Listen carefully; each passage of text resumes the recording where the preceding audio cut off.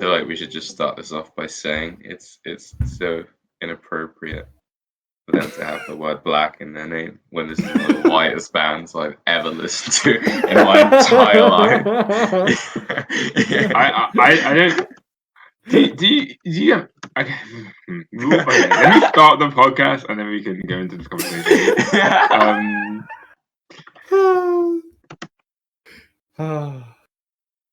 Hello and welcome to Minority Arts Appreciation Society podcast, where we're ticking all the boxes and bringing a much-needed minority perspective to popular internet discourse. My name's Josh, and I lead the music discussions. My pronouns are he and him. Hi, my name's Matty. My pronouns are she and her. I'm Gabriel. I'm the guest again. My pronouns are he/him, and I do music and computing stuff. Yeah, and it's good to have Gabriel back.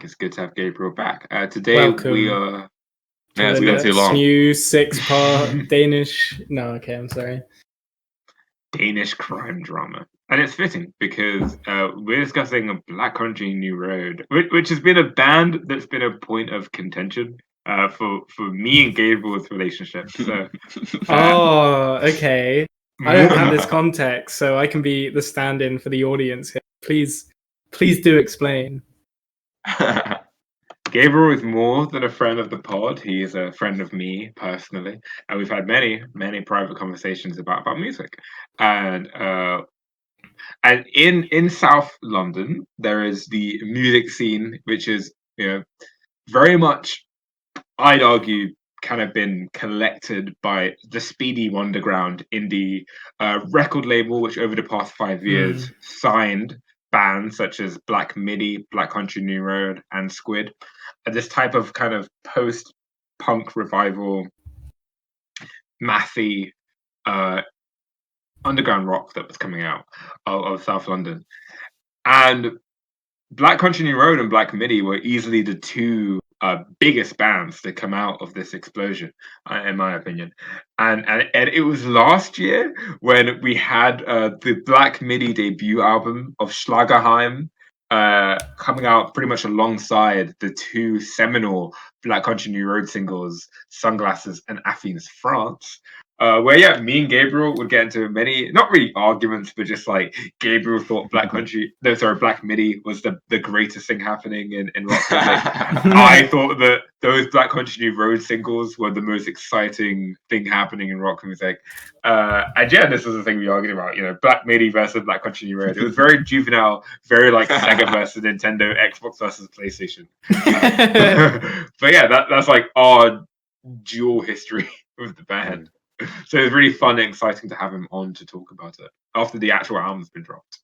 So yeah, Black Country New Road, a highly anticipated album. It was very strange for me, like the release of this album, because last year, almost exactly a year from, to be more precise, when the film Greta Gerwig's Little Woman came out, I went to see that in the morning during an exam writing period.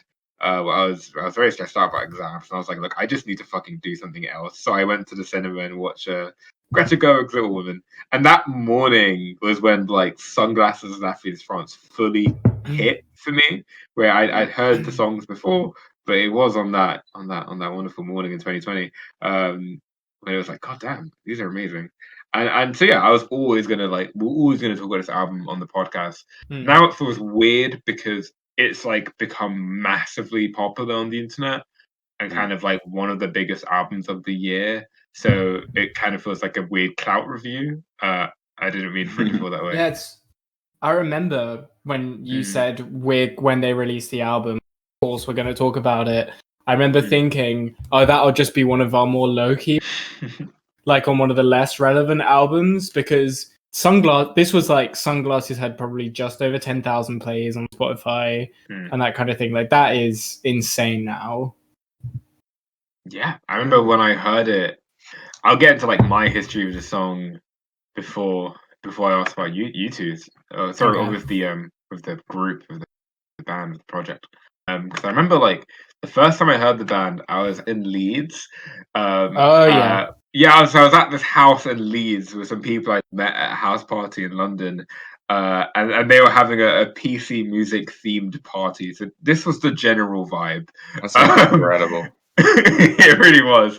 So this is this is very late 2019 because I was in second year. So yeah, very late 2019, autumn, winter kind of time. And I was at the house. We're kind of pre-gaming before this PC music themed party.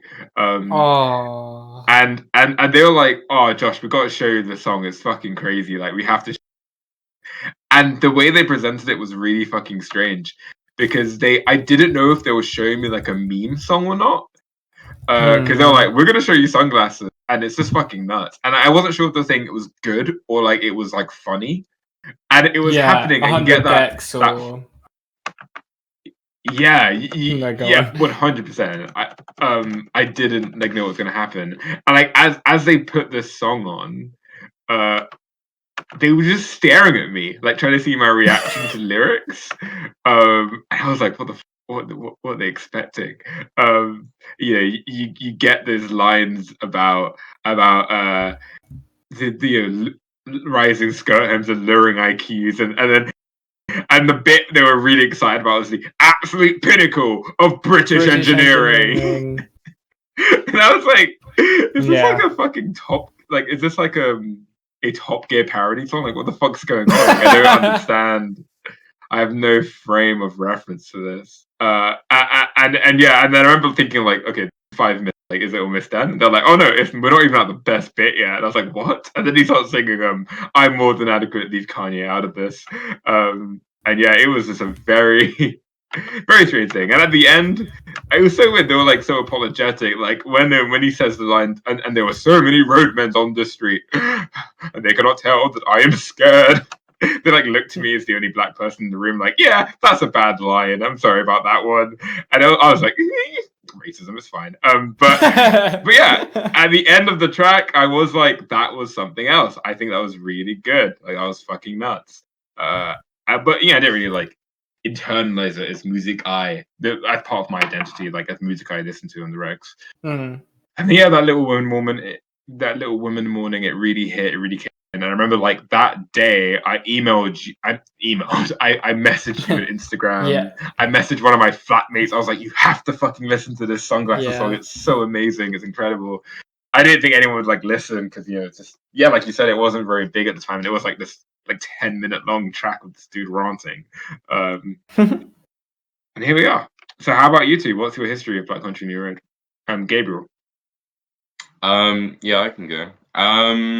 Well, I guess, I sort of found out about them just through like other artists, like, in the scene. Like, if you listen to one of them and you follow like any forums or anything where people talk about them, you'll kind of just end up like touching on like all of them, like sort of like the Windmill and things like this. And obviously, like I have friends that like have done some stuff at the Windmill and things like this, and so on and so forth.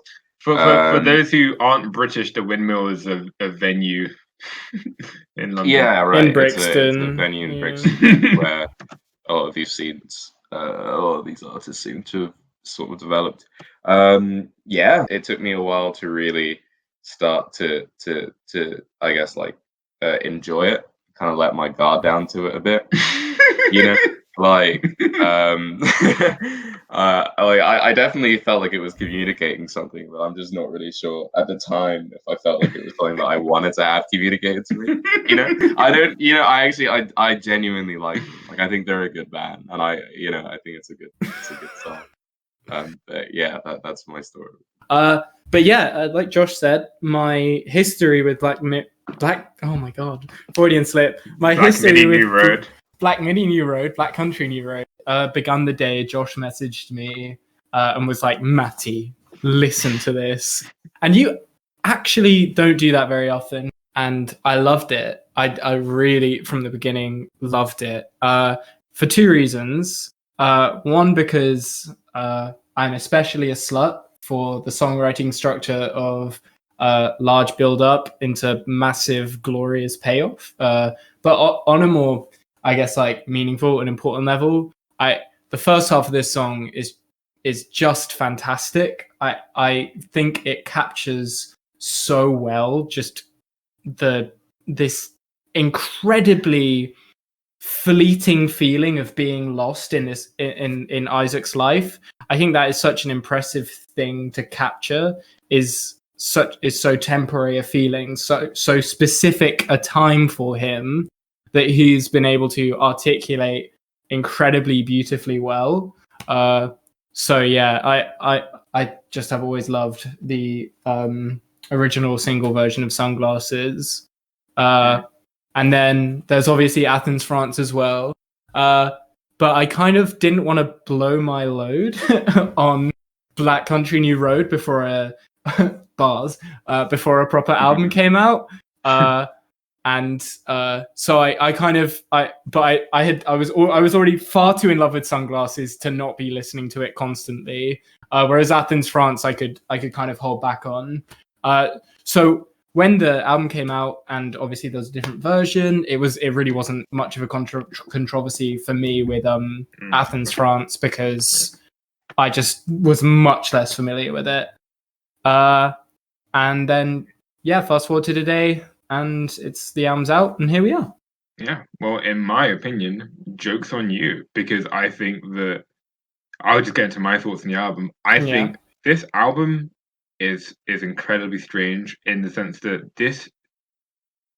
Isaac tells us to leave Kanye out of this, but this album feels like 2010 Kanye, but without like the established 6-year long plus career of context.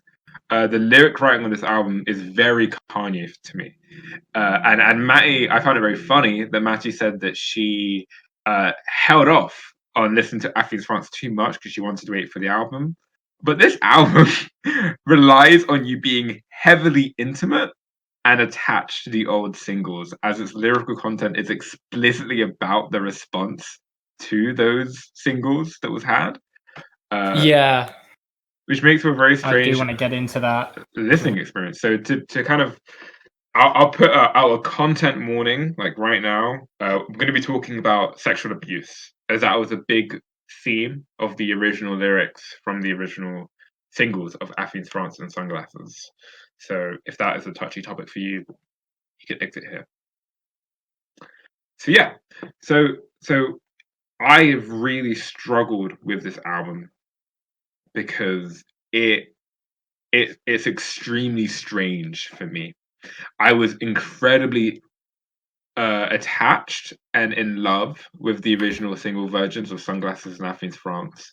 And to me, those were the most beautiful and potent descriptions of internalized toxic masculinity, as well as dealing with sexual abuse as a man from the hands of a woman that I'd ever heard in music, ever. And while those songs are very funny and very colourful, they also deal with these serious themes in a way that I found extremely moving. And it was very hard for me to come to this album where, understandably, Isaac is pulling back, and the lyrics are completely about shrouding over what came before with those heavy themes. The original Athens, France describes him going to Paris, France to see a woman who he's with, and she's sexually pressuring him. There's a line, she tries to fuck me, I pretend that I'm asleep instead. And the climax of that song, which honestly almost like brings me to tears when I listen to it, is she's sexually enlightened and she's forward, and that phases me. She won't give up, too soft to fuck, but how hard can it really be? And then as that chilling, obviously Slint inspired guitar riff calls the song out into its outro, he's moaning, and it's like it's a sexual moan, but it's a pained sexual moan, like being raped. It's horrible. And then he says under these chugging riffs, she knows this dance, she knows this dance, and it is one of the bleakest, most evocative moments in music for me. It is so powerful, and that is like what that song is for me. And Sunglasses as well is about a similar theme. There are these jokey faux kind of the inheritance of toxic masculinity lines about becoming her father, complaining about lowering IQs and rising skirt hems. But at its core, the kind of relationship with this woman is one of pressure. The woman tells him to fuck her like he means it this time, Isaac, the name of the lead singer, and buy me dinner, meet my parents. And it also comments on the depressants that he was on. Put the sertraline back into the cabinet. This is something, obviously sertraline decreases your libidinal sex drive. And yeah, I mean, Jesus fucking Christ, this was a song about being depressed and being sexually abused and kind of trying to steal yourself over to that abuse using a sort of idea of masculinity. I am invincible in these sunglasses. I am the Fonz. I am the Jack of Hearts, and you cannot fucking touch me. And while it's like a funny satire of masculinity, the double-edged nature of those lyrics of kind of satirizing masculinity, but also using this kind of stereotypical idea of masculinity as a shield from being abused. Adopting a persona. Yeah. Emotionally shutting yourself off, and look at the suicide rates. This is what men do. Men are conditioned to not be able to deal emotionally with being abused. We shut ourselves off. And that this is why I was raving about this band to everyone, why I thought they were going to be that they were one of the greatest rock bands coming up. And on this new album and these new songs, all of that is gone. All of that has been taken out. Isaac has clearly been uncomfortable with putting these personal lyrics out there.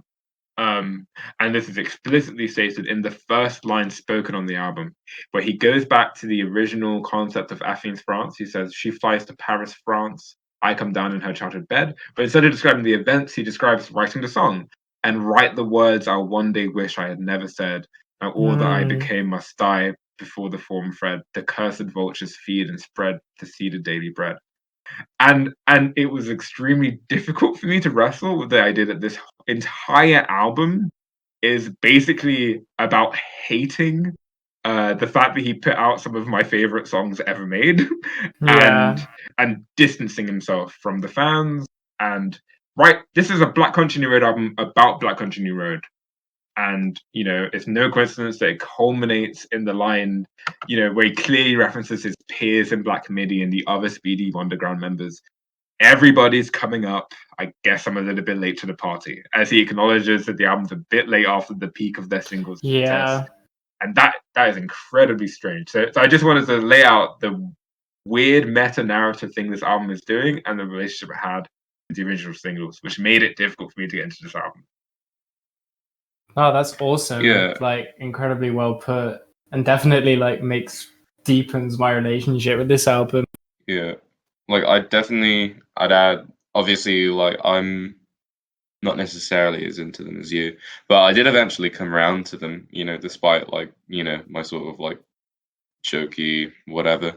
And I found that one of the things that really had me coming back to their music was the like vulnerability of the lyricism and the singing or like the spoken word, because it is a vulnerability that is genuinely undeniable. He's really putting himself out there, and it's not, it doesn't necessarily lack self-awareness. It's not a very pretty picture necessarily, the emotions that he's talking about, but he's able to communicate them in a very compelling and a very like visceral way, and it's touching. It's really touching, and it's done in a very interesting way, and a sort of like when I listen to the new versions of the songs, I definitely felt like they were less justified without that level of vulnerability. I mean, maybe it's just a thing of comparison, but I don't find myself going back to the versions of the songs that that are on the album and also were released as singles, because I think that really just the sort of like almost like shockingly, bare openness of the songs was what kept me coming back and what made them really, really, really, interesting. Yeah. No, I 100% agree. I think vulnerability is the most important word, and I think it speaks to the fact that probably the best thing about this band for me is Isaac's vocal performance on those original singles. Not just the words he's saying, but his inflection on all of them at every moment feels perfect. Like, so at the same time, naturally honest and human, but at the same time so perfect that I can't help but think that this has been incredibly well thought out and incredibly fleshed out. I don't know, just in those first couple singles, you felt like you knew exactly who he was, and obviously that's something he would go on to write about in itself. But I don't think that's something he wasn't. I think that's something he was trying to do. I think that's something he was putting out there. He was showing in his voice, I think, how weak he felt.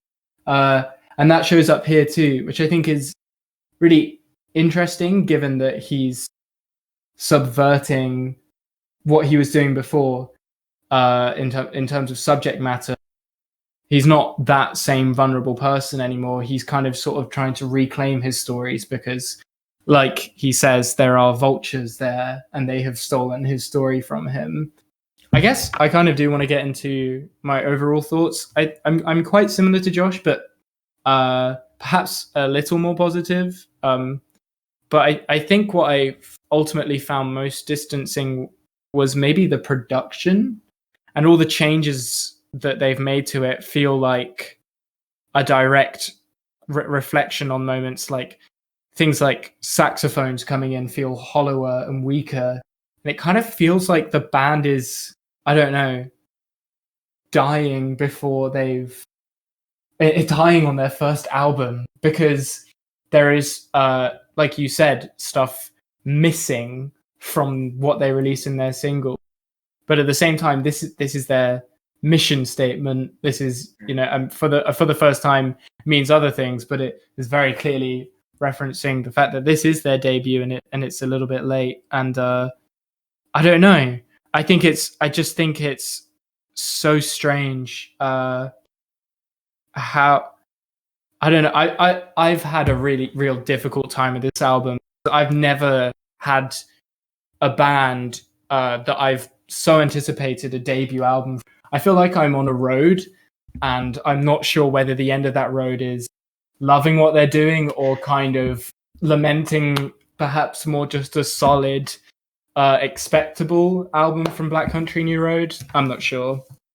Okay, we just reviewed Playboy Carti 2 weeks ago. That is an awful album. Musically, horrifying. This is a good album. Yes. Like, they are good at playing instruments and they have written good songs.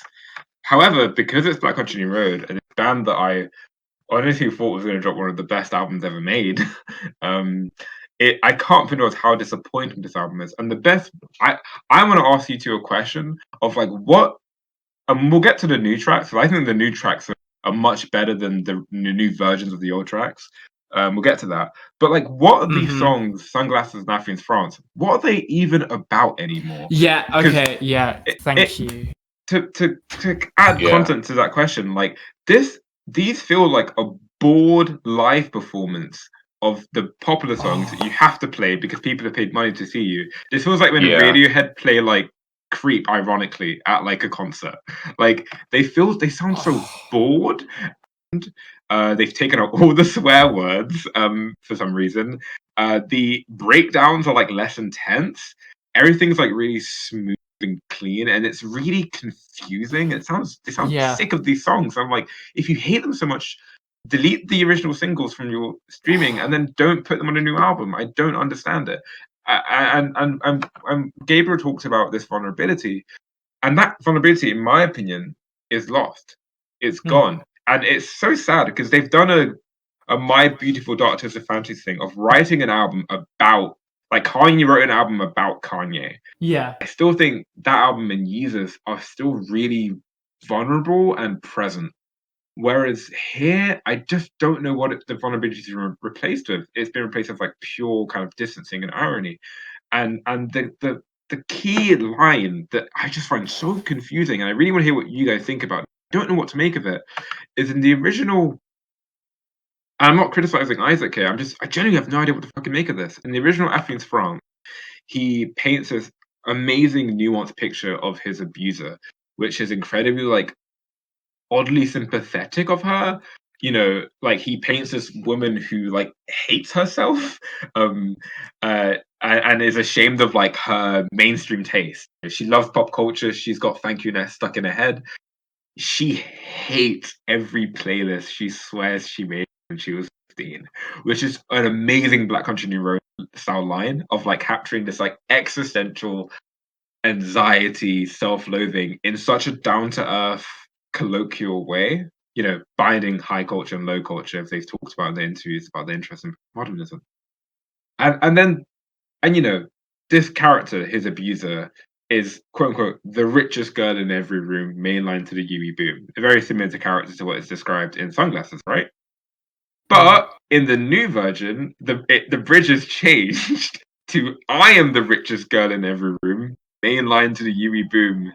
And it's like, why has he become the character in the original song who was the abuser? And either that's incredibly interesting and cool, or is it just kind of like a subversion of the original lyrics, like changing it up, like wanting to keep the vocal style of the song and the lines, but not want like performing it live, but not wanting to say the hurtful things he said originally.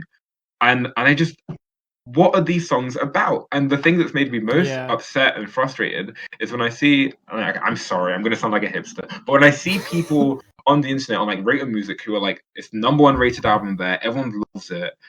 Obviously, not all of these people are there for the original. So to them, what are these songs about? Like, genuinely, like it would be like listening to My Beautiful Dark Twisted Fantasy and having never heard any other Kanye stuff. Like, what is this even about if you're not invested in like the drama of how controversial those songs were? Like, what are these songs about? What has the vulnerability been replaced with? I mean, what do you guys think? I mean, yeah, I didn't really feel like it. I think I saw in an interview that he sort of, the lead singer of the band had spoken about changing the lines in the song, something to do with feeling like he was,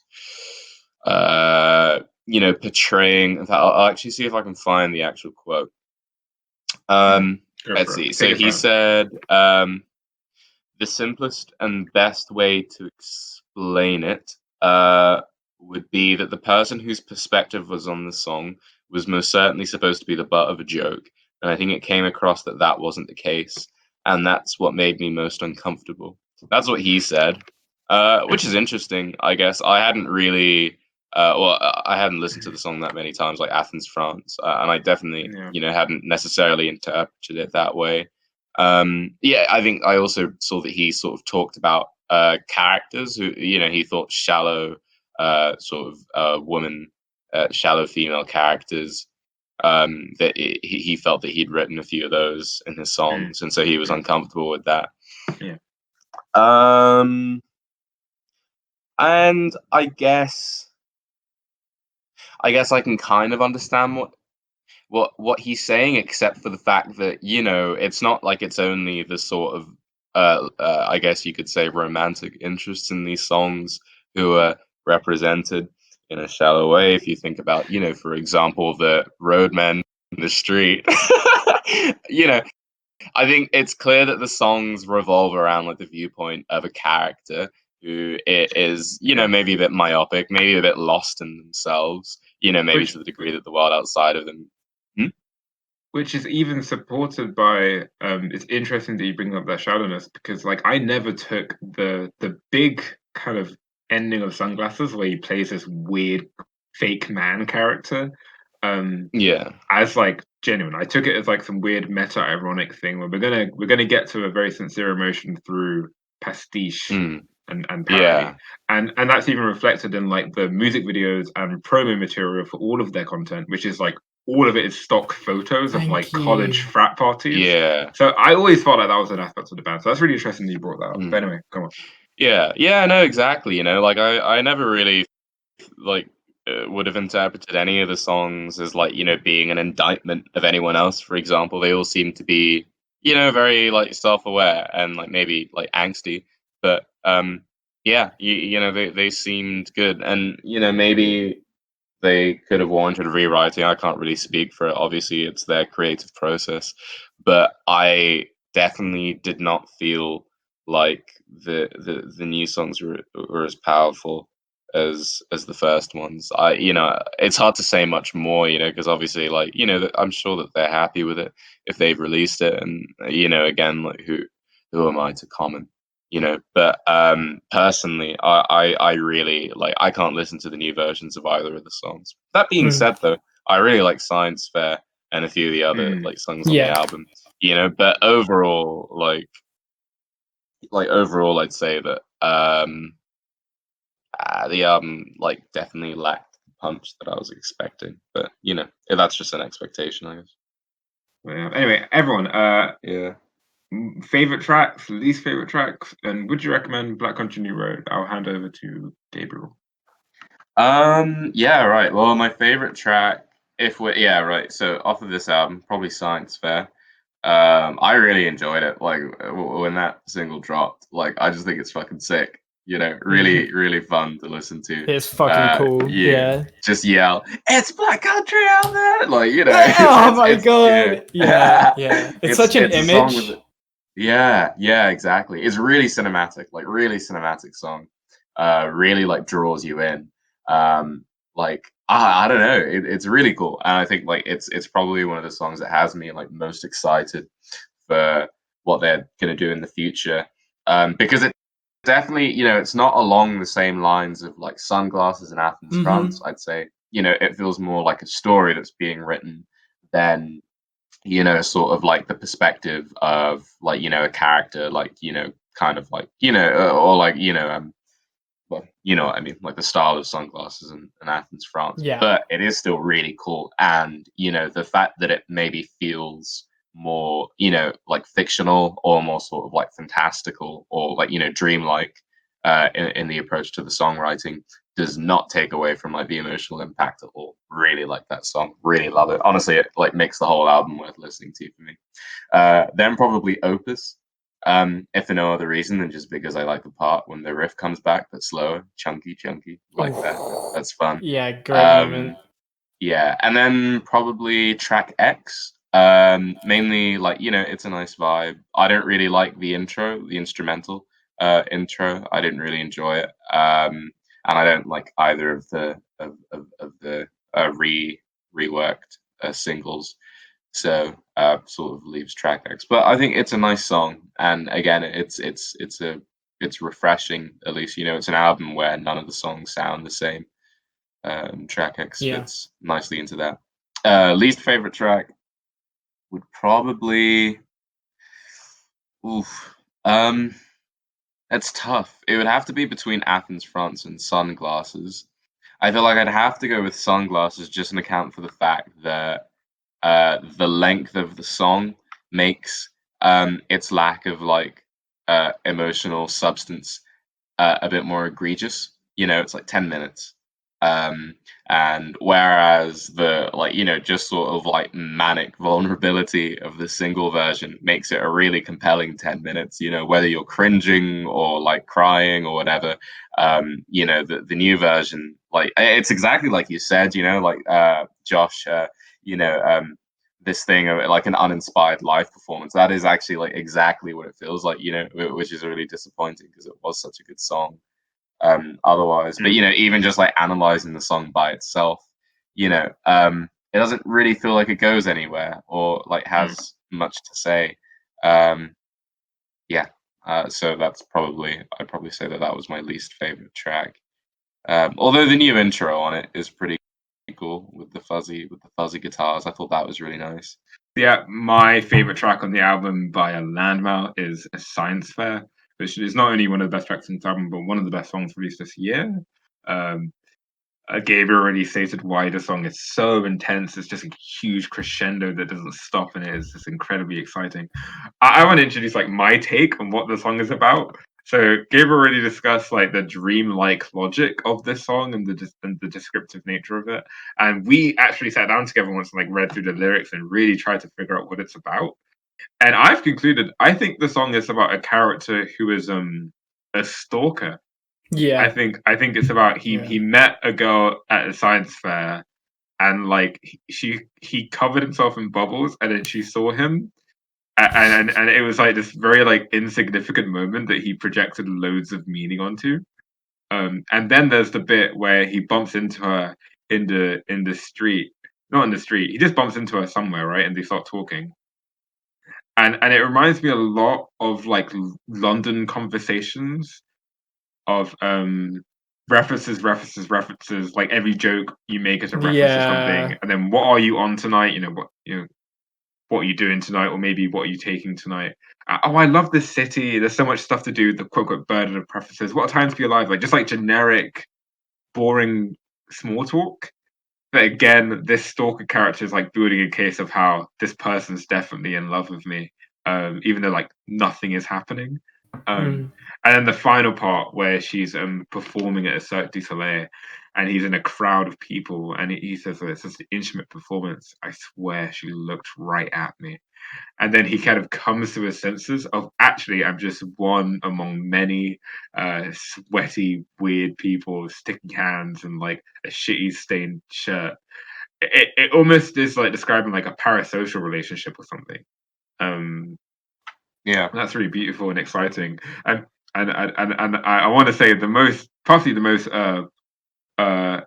is this the most exciting and interesting thing happening on this album.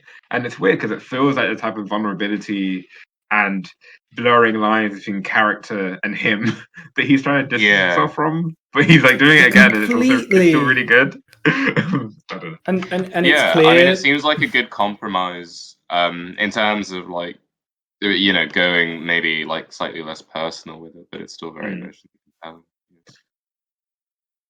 And then track X is my next favorite track. Just a gorgeous, lovely, mellow track. Another line I find really interesting that I don't know what to make of really is I tried my best to stay afloat after I sacrificed the goat in your name in the same room where we fucked as kids with Abraham and Isaac and all my greatest hits. And like I don't know what the Abraham and Isaac line means because it's like characters from the Bible, but also his name is Isaac. But how could he be with Isaac if he is Isaac? I don't know. Yeah, he's on some other shit. But I really like that song. He's Playboy Kai right now. Sorry. Yeah, that's exactly. I'm on some other shit. You got great hits. I've been shaking ever since. That is a Playboy Kai lyric. Yo. You got great hits. I've been shaking ever since. We found the kids. Anyway. Maybe Playboy Carti was the band we made along the way. Yeah. Ghostwriting for Black Country New Road. Anyway, I mean, like, I feel like we've been quite negative about it, but I feel like it comes from a place of love. I really do enjoy this. I really look forward to completely. Their career. I'm so excited for where they'll go. Gabriel, man, instrumental in my opinion sucks, but like it's such a non-track that it feels like a cop-out beat. It honestly sounds like Twilight Princess dungeon music, where like everyone was complaining about how they should have had an orchestral soundtrack and it's all just boring MIDI Wii music in some of the dungeons. It feels like that. It just did nothing for me. Maybe I'm being too harsh, but that song. No, I didn't want to say it because like when I saw other people like talking about it, people seem really positive about it, and I'm always like, what do you call it? Reticent to like hate on shit because I'm just like maybe I just don't get it. But I really didn't get the instrumental. Like I didn't enjoy it as a track by itself. But anyway, overall, honestly, I'm gonna give this a week. I think that if you're listening to this, you're the type of person who wants to hear this album, you've probably heard it already. You probably like it. So I don't feel the urge to convince anyone or win anyone over with this. But if you're like a Black Country New Road fan, I'm just gonna level with you. I think that this is weak for what they can do, and I think they can do better. And I love Gabriel. Sorry, I love Gabriel. Aw, yeah, it's been really I love you negative. Should we just be really nice about each other? Like Gabriel, I adore this band. I love this band. And I give this a week recommend on the basis that I wholeheartedly believe they can do better. And I look forward to their next album, but I'm going to give it a week not recommend. Matty? So yeah, starting off, one of my favorite tracks is instrumental. I feel like I think probably the thing I would differ most on is that I think that that's the more cinematic approach they were taking to this album. I think really well. I really do like the beats of it. I think it goes through some wonderful passages, and the final build-up feels like a release that will have reverberations throughout the rest of the album. Next, is Science Fair. I honestly am struggling to come up with more to say after you guys, because I think you guys talked about it really well. And last up is Opus. Josh, I do actually like completely share your problem. Like seeing the final song be on this album be titled Opus was really, I don't know, it was concerning, especially with, I don't know, the announcement of the track list. Just it felt arrogant to me. But Opus, I think, is great. Opus, I think maybe has the most unique melody on the album. I genuinely, every time the melody builds to the point where the main chorus comes in, I'm like surprised at how it sounds, because I don't know, it sounds so like almost witchcrafty. It sounds wrong, scary, but also at the same time really engaging and really quite pretty. And I love the scream Isaac gives after he says the last flames. Like that was an amazing chilling moment for me. Yeah, I agree. At least favorite, I got into why earlier, but Athens, I find this song pointless now, and that is really weird to say. Would I recommend it? I'd give it a week. It doesn't stand on its own incredibly well. I don't think this is the most compelling like debut from someone. I don't know. I wanted more. I want more. This should honestly be longer. It should have more original material. And if this is what they're going for, I don't know. I give it a week recommend, because I think the musical content here is at times excellent, like simply excellent. But I think thematically it just leaves you underwhelmed. So I'd give it a week recommend. Yeah, so everyone at home, be sure to go and listen to Science Fair. 100% do that right now. Yeah, go listen to it. You'll have a great time. Yeah. And Gabriel, that wraps up your reign of terror on the... Yeah. I like Reign of Terror. Yeah. Say the name. I really appreciated having you, and it's really fun to discuss. So yeah, thanks for coming on. Thanks for joining. You were a great guest. It's been real. Thank you. I've enjoyed it. It's a fun time. Mic drop. Hell yeah. And Matty, what are we doing next week in Movie Land? So next week we're just going to be talking about Denis Villeneuve's 2013 film Enemy, starring Jake Gyllenhaal and countering Jake Gyllenhaal 2, Electric Boogaloo. Starring Jake Gyllenhaal and Jake Gyllenhaal. It's Jake Gyllenhaal. It's gonna be a laid back one. I just talk about this guy Denis. What's he been up to? Where's he going? Where's he been? Are you gonna shit you doing a film? Probably. Am I right? Okay. No, I'm with you. Yeah, so catch us next time to watch the hopefully exciting, thrilling, sexy Enemy, starring Prince of Persia. Prince of Persia himself. And yeah, bye everyone. Thanks for listening. Thanks for listening. Bye.